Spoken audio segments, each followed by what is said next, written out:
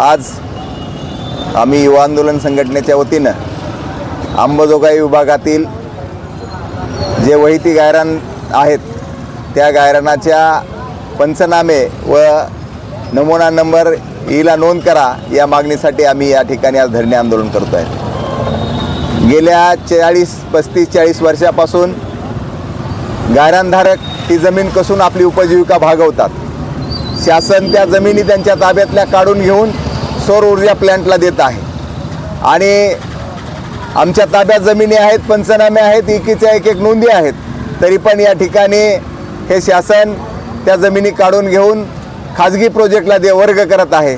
त्या वर्ग करू नाहीत आणि जे चालू आम्ही गेल्या 40 वर्षापासून पिकवतो त्या जमिनीमध्ये पण पंचनामा करा म्हणून आम्ही कंटिन्यू अर्ज देत असतो ते गायरानधारक प्रत्येक तहसीलला जाऊन, तरी पण महसूल प्रशासन पंचनामे जाय मोक्यावर येऊन करत नाही। त्या पंचनामे करावे आणि ज्यांच्याकडे पंचनामे आहेत त्या पंचनामे असणाऱ्या जमिनी एकीच्या नोंदी कराव्यात या मागणीसाठी आम्ही या ठिकाणी धरणे आंदोलन करत आहोत। जर शासनानं आम्ही निवेदन तर देणार आहेत उपजिल्हाधिकारी साहेबांना, त्यांच्या उपविभागामध्ये ज्या ज्या जमिनी आहेत त्या जमिनीसाठी आज आम्ही बसलोय।